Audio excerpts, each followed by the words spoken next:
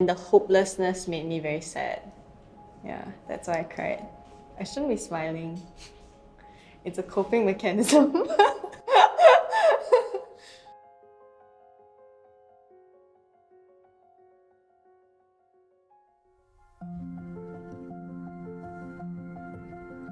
Are you an emotional person? I would say so.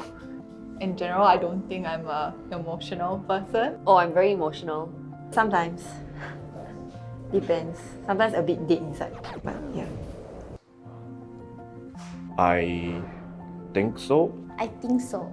Can you remember the last time you cried? Then maybe I'm not that emotional. The last time I cried was...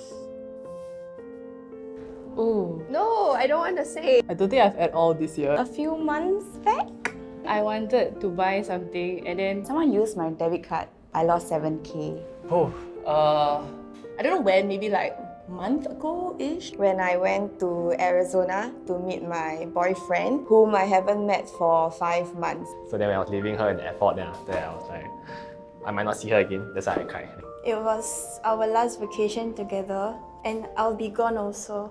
So we're gonna be at different parts of the world. A couple of weeks ago. Actually had a very intense argument. Some guy broke my heart. I was sobbing my heart out. I was overseas and it happened through text. But my mum was like, if you're gonna cry this much every time you break up, then I think you should not date anymore. Last night, I broke up with my boyfriend. He was really someone that I thought I would spend the rest of my life with, and eventually I guess shit happens lah. You know, you just gotta keep striving forward for the goals that you have, because I have my dreams and aspirations, so just gotta do what you gotta do. The guy I competed against for 42 kilometers was my friend from Indonesia. So when I finished the race, I beat him.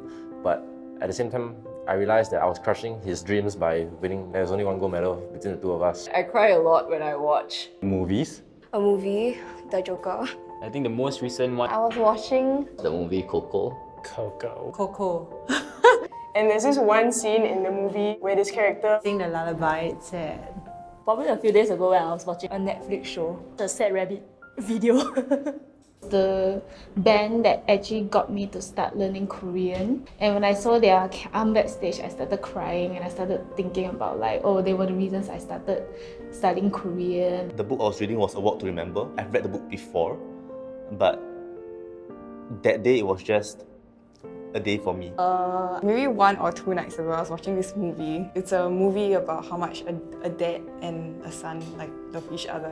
I think because I have very difficult relationship with my dad, that's why I treasure like what I have with him now more. I started thinking about my parents getting older, and then I was like, that's freaking scary because one day they're not going to be here anymore, and then I'm going to be alone. Are you an emotional person? Yes. Can you remember when was the last time you cried? I think last night. I couldn't take it because I was very stressed. I don't usually think I'm doing a good job. Like somebody just told me about my strength and weakness and then I broke down. oh my god, it was quite recent. I was Very stressed. there's a lot more to take on than the role that you signed up for lah. Yeah, I'm just very worried that I cannot meet expectations, I guess. When I was jobless. And I was very overwhelmed by a lot of things, plus like other stuff. So I just locked myself out in my room and started breaking down. But after that, I always pick myself up and move on. Everybody seems to be rushing a lot, especially when you take the train or the bus. And it is very easy for people to kind of get caught up with the whole rushing situation. Take a step back, because everybody has their own pace. It is not about how fast you get to where you want to go, but it's about the journey and how you want to do it.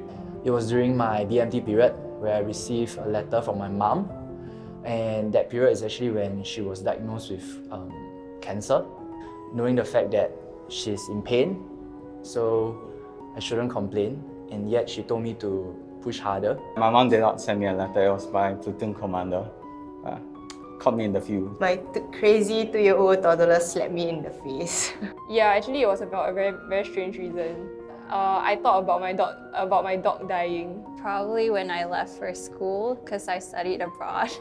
It's my first time being away from either my close friends or my family. It would be last Saturday when we were shooting this lady for a documentary working as a karanguni. So it was kind of sad to see an old person living like that.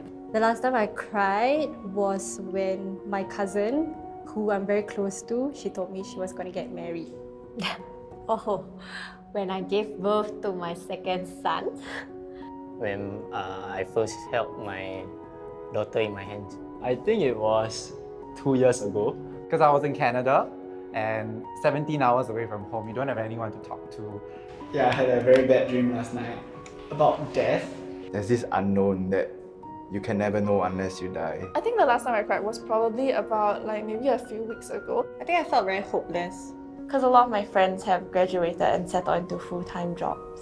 I felt like there wasn't really a path for me. So I have anxiety and depression. And it's just one of those nights. It's very hard to find a time to actually sit down and talk. Know that your feelings and your emotions and your thoughts are completely valid. It's really, really okay to have them. The most important of all, seek support, seek help from family, friends. Last October 18, my cousin passed on. He committed suicide because of depression. Yeah. So, yeah. Last time I cried. Last year, remembering the recent death of my grandmother. When my grandma passed away. My granddad's funeral. At my great-grandmother's funeral. It was when my grandmother passed away. Sometimes when I miss her, I cry in the car alone. Cherish them, and if they nag at you, just take it because you know they love you. And also try to spend more time with them even if you're very busy or very tired. You really can't tell the value of something or someone in your life until you lose them. A couple of weeks ago, I had a particularly bad argument with my mom. I cried because I felt like my foundation in life is gone. All I could do was just sit there and cry. I cried last time when my parents were quarreling. And I tried to stop the quarrel, but I failed. So what I told them was I hope that they can be able to mend their relationship by the time I get married. I guess a few days ago, because I was remembering my brother. Yeah, he passed away 2 years ago.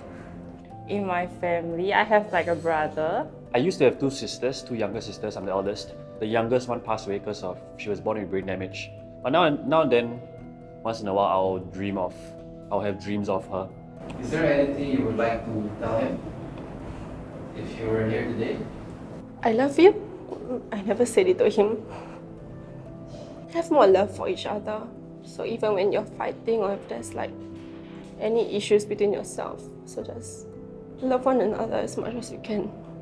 When I found out that my father was diagnosed with a terminal illness and he only has about 3 years to live. The doctors were actually asking my mom to actually call his relatives in because, once they say that, you know that it's something very serious already. So following that, we know that there was a very high chance that he might not make it. I had appendicitis.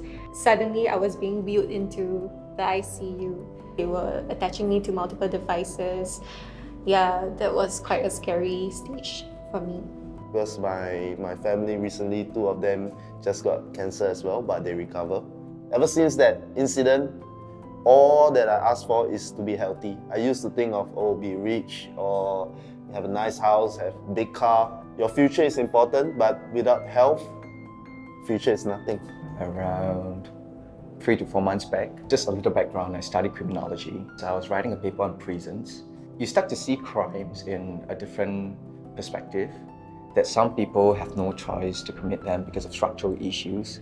Okay, it was this subject. It's called, is it moral to send someone to prisons on the ground of reductivism and deterrence? I took the no stance because I see that punishment does not just end in a person's prison term. It continues in his or her life throughout. Yeah.